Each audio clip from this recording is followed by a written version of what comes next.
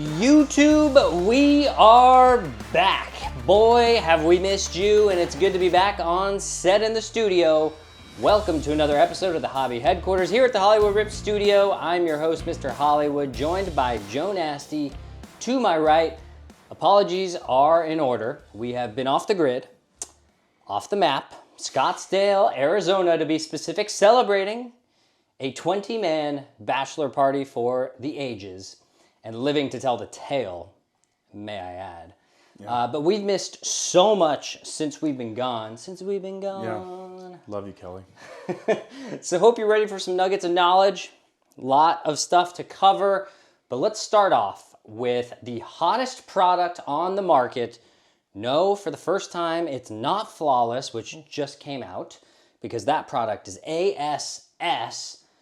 Because the hottest product is Topps Chrome Update.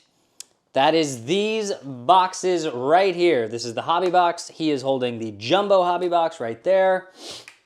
Of course, why is this going so crazy? Well, everyone has debut patch mania. What does that mean? The debut patches, which are on a rookie's jersey on their left sleeve, I believe, right below this, the team logo. I guess it depends on the sponsor, right? Depends on the sponsor, yeah. MLB debut, there's a little patch that comes off the jersey. They then sign a one-of-one MLB debut rookie card. Why is this so big? It's because Paul Skenes, Jackson Chourio, Ellie De La Cruz, Jackson Merrill, Jackson Holiday, Jason Dominguez. Andrew Jackson. I have no more Jacksons. Pete Crow Armstrong, and more have their debut patches in this product. Ellie De La Cruz was pulled already. Yes. So was Pete Crow Armstrong. Both were graded by PSA and got perfect 10/10s. Nice. Pretty cool. The hobby boxes, that's these ones, come with one guaranteed autograph, retailed for $199. We got ours direct from Topps, $199. What are these selling for now? What? How much? $325 to $350. Wow. For one of these.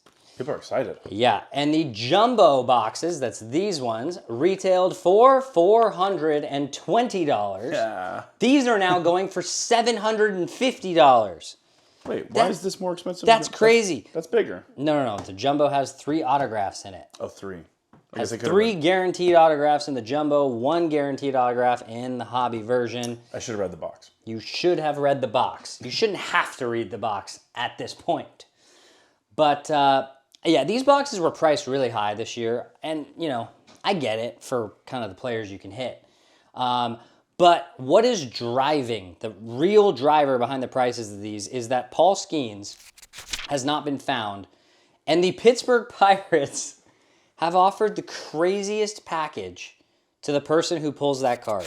Oh. They have offered 2 season tickets behind home plate for the next 30 years, which apparently is worth over $1 million. Yeah, that's pretty good. A softball game for 30 people at PNC Park with coaching. Like, why would you want coaching, honestly? It's a different game. A private tour of Pirate City and Lacombe Park, their spring training park. Oh. You get a meet and greet with Paul Skenes. You get 2 autographed Skenes jerseys. You can take BP and warm up with the team. I don't want to take BP. I'm just going to swing and miss nonstop. It'd be the most embarrassing thing in my life. I wouldn't want that. And, of course, Paul Skenes' girlfriend, Livy Dunn, threw in, oh, you can sit in a suite with me and watch a game. That's such simp behavior. Yeah, like, sorry, Livy. Like, no one wants to sit in a suite and watch a game with you. Let's be honest. You're taken. Not like we'd have a chance. Also true. I'm married, though. Yeah, you have no chance. Look, those are some pretty awesome offers. Those are. But for me, unless I'm a Pirates fan, I'm sorry, I don't value any of those things over the amount of money that this card's probably going to sell for at auction. Now, yes, the tickets are probably worth $1 million, but can I sell those tickets like day one? Probably not. Like, I can't sell 29 years in advance now, right? So Yeah. I would almost rather take, say, $250,000 for it now than have to deal with selling my tickets every year for the next 30 years. I don't know. That's just me. Or I'd ask the Pirates to buy me season tickets at Dodger Stadium for the next 30 years, but guess what? The Pirates can't afford that. They can. They just choose not to. Or I'd say, you know what? Don't give me the season tickets. Just give me $1 million. But they can't afford that either. So what you going to do about it, right? Which debut patch would you want out of this set? Because I'll tell you, the debut patch that I would want out of this set is not Paul Skenes. And it is also not Ellie De La Cruz. Right. I would probably, if it's me, I would probably want one of the Jacksons. I'd probably want Jackson Merrill. You do love Jackson Merrill. He's so good. He's so good. But I mean, what do you think about the craze that is Topps update? This is blowing Flawless out of the water. Dude, first and foremost, like, she is very, very attractive. But like, what good? Like, what's gonna happen with you sitting next to her? Wow, is she gonna give you a big smooch on the cheek? Like, no. Like, what? That's such simp cuck behavior. Yeah. I think you stole my notes because right here, yeah, it says right there. For me, it's pretty clearly one of the Jacksons. Yeah. I mean, I think so. I mean, look, Ellie's great. But. Ellie's great, but like, pitchers are iffy, as you've talked about ad nauseum on this show. Churio and Merrill have already produced at the big league level. Holiday has the rankings. He has the pedigree. I'm actually borderline worried about Jason Dominguez. I am too. Because he's now been a top prospect for 3 years, which means he's about to hit Diego Cartaya territory, where all of a sudden you start becoming a once he's showing up kind of guy. Right. And from what? Basically, August through the end of the year, the talk was, will it be Jason Dominguez or will it be Alex Verdugo for the Yankees going into the playoffs? And he couldn't beat out the guy who was legitimately one of the worst qualified hitters in all of baseball, if not the worst. I think he was last. I was just trying to be really nice about I think he was dead last. So and they're still very much chasing Juan Soto, who's of course a once-in-a-generation player, but like, don't they technically have the once-in-a-generation prospect? So I'm kind of worried about Dominguez, so it has to be the Jacksons. I mean, Pete Crow Armstrong does nothing for me. I think Pete Crow's actually pretty good. I think he's fine. And in this list of players, I think there's a pretty clear, like, oh, wow, this guy. Oh, wow, that guy. So cool. Pete Crow Armstrong. No way he went to Harvard. Yeah, but you can't argue with the fact that this lineup, let's say, is pretty stacked. It's strong. It's pretty stacked. But let's move to hobby topic number 2, and that's a 1933 Goudey Babe Ruth card.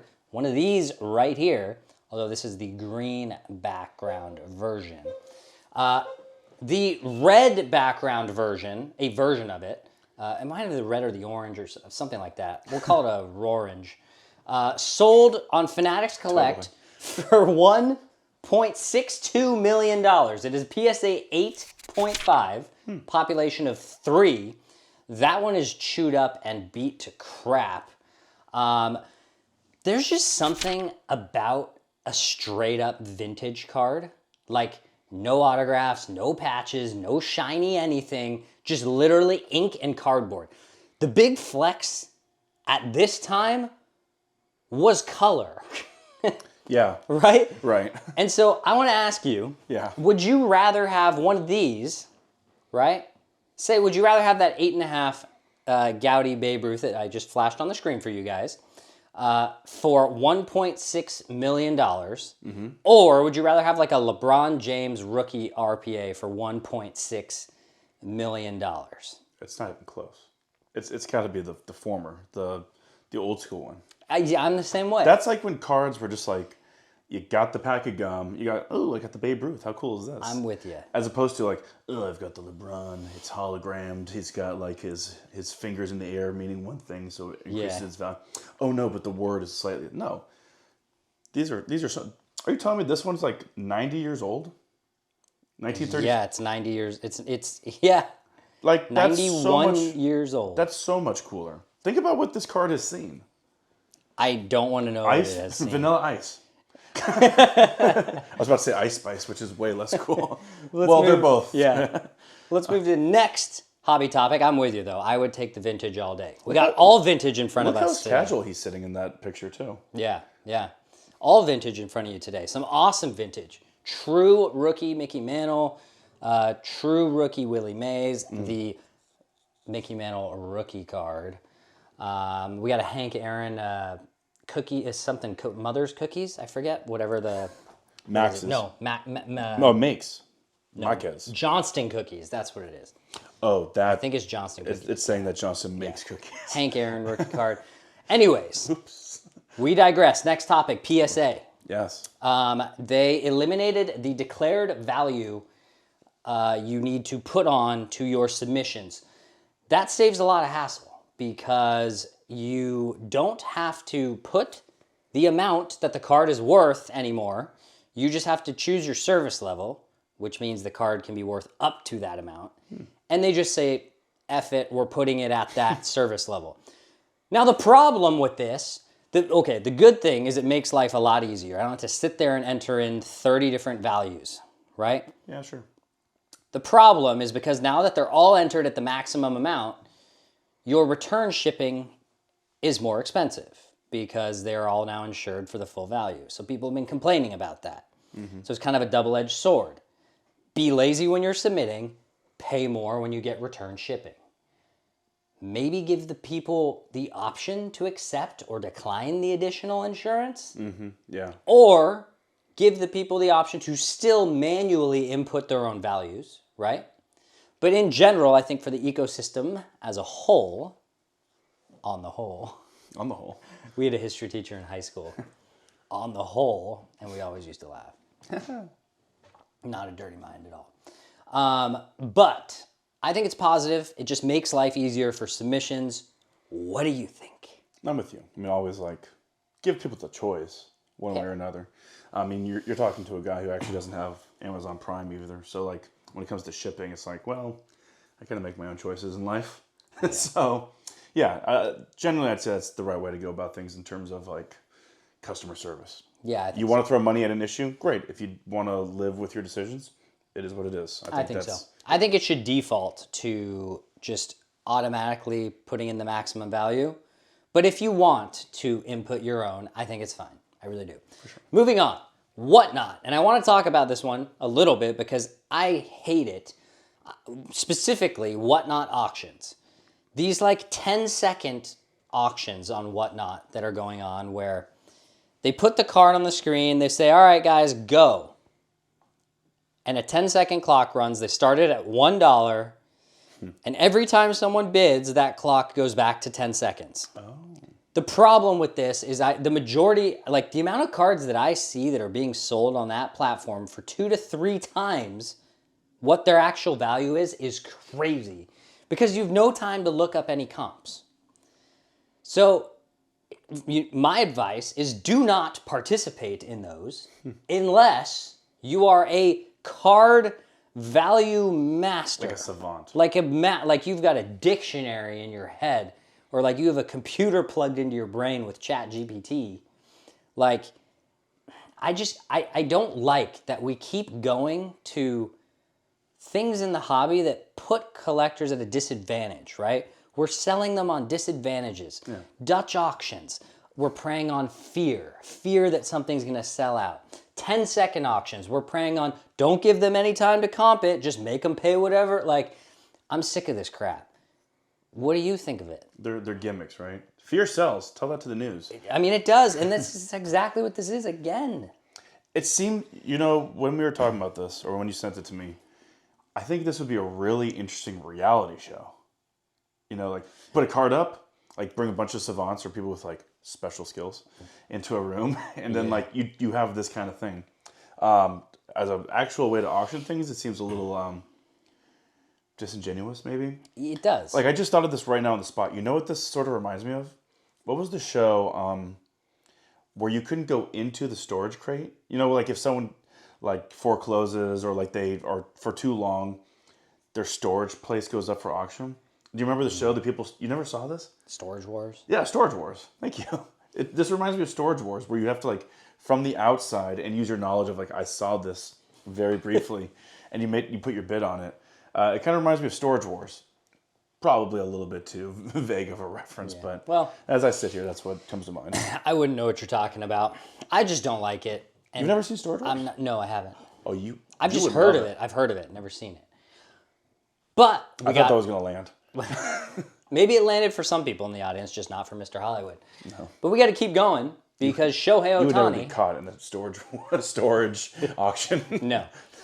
Shohei Ohtani has officially signed his 50-50 set, the 50 home run, 50 stolen base set that Topps released, which I think it was $250 a box, and you get one parallel in the entire box, and it was like $250. Like, honestly, as a value proposition, horrific value proposition, but awesome. God bless. Wow. Awesome. Excuse me. Awesome set. So awesome. You're about to die. Yeah, exactly. But Shohei signed as one of ones, and they look really cool. We're showing them to you right now. These are photos of him, of the signed cards. We have photos of him signing the card, and then we, of course, have a photo of him and a couple, assuming representatives from Topps, holding those three cards. There are three versions. They're all horizontal, all game used from that 50-50 game. Yeah. You have the logo man from his pants. I wonder why it's only the pants. Like, they couldn't, well, jerseys probably, Shohei probably has. Probably gonna have a bigger deal. And then two have his game used batting gloves. That's cool. Of course, he went 6 for 6 that day with 3 homers, 10 RBIs, and a couple stolen bases. I think these might be the 3 coolest cards ever made, like modern cards ever made. I don't know. I think these 3 cards were really a home run, literally, literally. My question is, if someone wanted to collect all 3 of these, what do you think they'd have to pay to buy all 3 of these at auction? Wow. My guess Yeah. is if the Ohtani home run ball, 50th home run ball, did $4.4 million, I think to get all 3 of them, you are going to need $1 million. Oh, yeah. I thought that was obvious. Well, no, I mean, I don't think it's obvious. Oh, okay. I really don't. 300,000. I mean, I could see each one of these getting 300,000. Was it? It's batting gloves, pants, and what was the third one again? Batting gloves. No, both. Two batting gloves. 2 batting gloves and pants. Pants. Gotcha. And all signed. No, I remember. I couldn't remember what the third one. Yeah. All 3. I think it's going to take $1 million. I think it would take 1.25. Okay. Well, we'll see, because whoever pulls them will sell them most likely. Yeah. Moving forward, Beckett. This is an unfortunate one.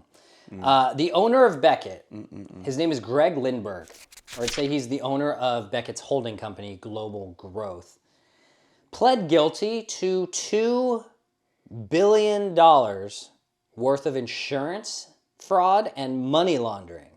Wow. $2 billion with a B. So I'm going to just assume that he's going to go to jail for a very long time. Club fed. Beckett, as we all know, has been struggling bad, like real bad, the last couple years.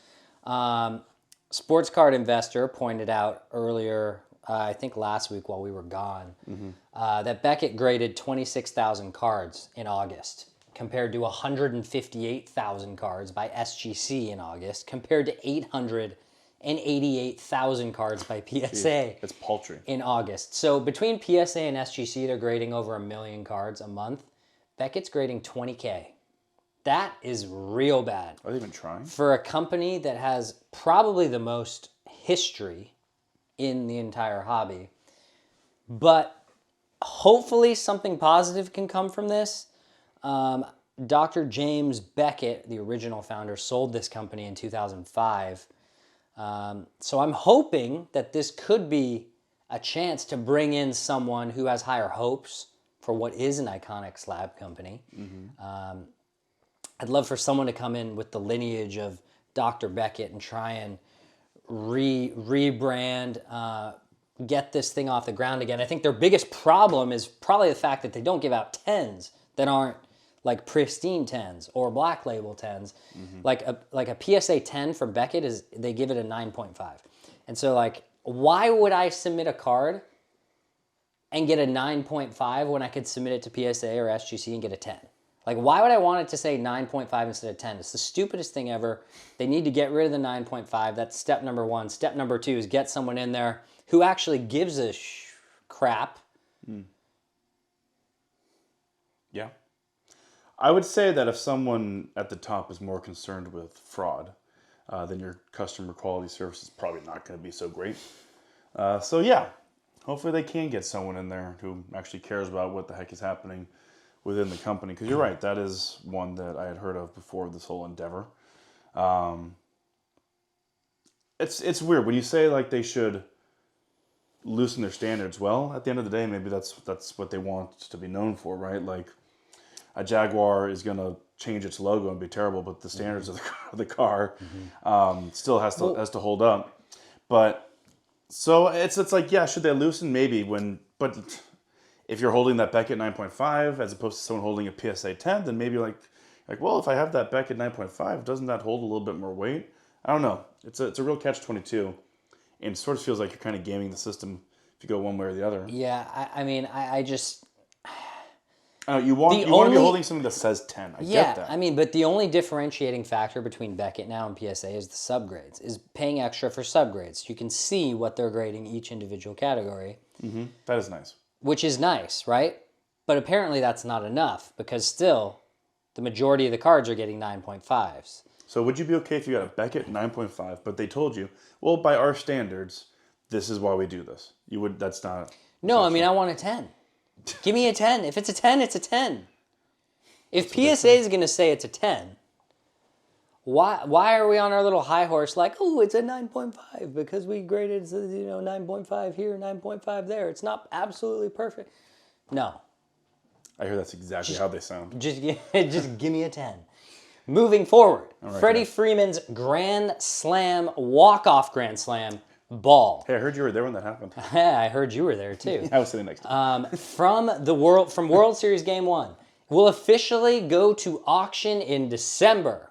Very exciting. As you guys all remember, we posted a picture of it before. Oh yeah. But a 10-year-old kid caught this ball. Dentist. Yeah. His parents lied and said he was going to the dentist. Greatest lie of all time. Anyways, kid catches the ball. It's now going for auction. And the family posted this quote, which makes absolutely zero sense. Open quote. Our family hopes the baseball will be displayed in Dodger Stadium so all Dodgers and baseball fans can view a very special piece of history for the city of Los Angeles. The problem with that is,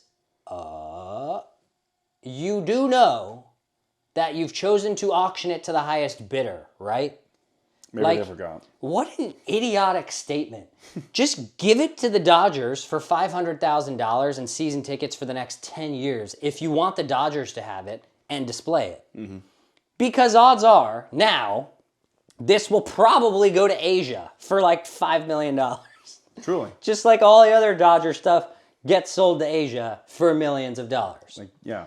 Right? Every time. It's crazy. I don't get how you can put out that statement and then say, I want to auction it. That makes no sense. It's an eyewash statement. If you wanted to go somewhere, there's a very easy way for you to make sure that happens. Yes. And if you're actually a major fan of the team also, look, I get it. If it were me, I would auction it too. But you wouldn't say that. But I wouldn't say that crap. Right. I actually might keep it for a little bit. I would probably keep it. Who knows? I would probably keep it. It's like the Ohtani thing. You didn't accomplish anything. No. If you care about get a few cool gifts, get you some tickets maybe. Exactly. Get slightly less money. And you didn't do anything. Yeah, exactly. Speaking of the MLB, let's talk a little bit about MLB awards. Ooh, sure. Shohei Ohtani and Aaron Judge won MVPs unanimously. Congrats. So just a reminder to you guys, if you thought Francisco Lindor or Bobby Witt Jr. should have won it, well, there are 30 experts in baseball. Well, and experts. and two more of us here to tell you that you need to reevaluate your decision-making process. It's stupid how not even close these MVP races really were when you look back at the numbers. Shohei becomes the first player ever to win back-to-back MVPs in different leagues in the AL and NL. He becomes the only player in sports history between the major sports to win more than one unanimous MVP in their career. Did you know that? I did not. He's won 3 unanimous MVPs. Who wasn't voting for Jordan in the 90s? Yeah, I have no idea. I have no idea. Shohei is also the second player ever to win MVP in both leagues, along with Frank Robinson. I think there might be one other, maybe. I think it's just Frank. But Tark Skubal and Chris Sale won Cy Youngs, well-deserved. They both won Triple Crowns in their respective leagues. Paul Skenes won the NL Rookie of the Year over Jackson Merrill and Jackson Chourio. Luis Heel of the Yankees won the AL Rookie of the Year over... I was surprised by that. Over Colton Cowser and Austin Wells. All right. It was just like... Let's be honest. The Rookie of the Year was it's just tough to be named Jackson. Right? Because like the NL was loaded beyond belief. Yeah, they both win the AL. I think 4 guys in the NL would have unanimously won the AL. Definitely, yeah. Right? I also find it funny. It's like Paul Skenes wins it, and I feel like we're at this point now with Paul Skenes and Livy Dunn, where we're at with like the NFL and Travis Kelce and Taylor Swift. Like Livy Dunn is like the Taylor Swift for Gen Z. In a sense, I think Taylor Swift is Taylor Swift for Gen Z. Well, or like whatever Gen Z like what college kids, is that Gen Z now? But like, but like the MLB, it's like at this point, let's make it Paul Skenes. The MLB will milk Livy Dunn, right? Phrasing. So will Paul. Double phrasing. What are your thoughts on MVPs, Rookie of the Year, Cy Youngs? Yeah.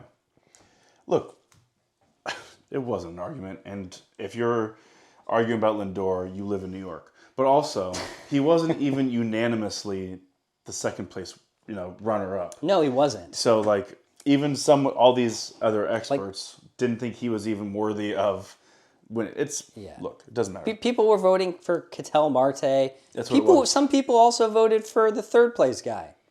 Yeah. I don't even remember who it was. Was Ketel Marte? No, the fourth place guy. Oh, then who cares? No shockers, though, for the awards. Like, there was the argument for Merrill versus Skenes, but at the end of the day, like, you can't be too ticked off about Skenes winning.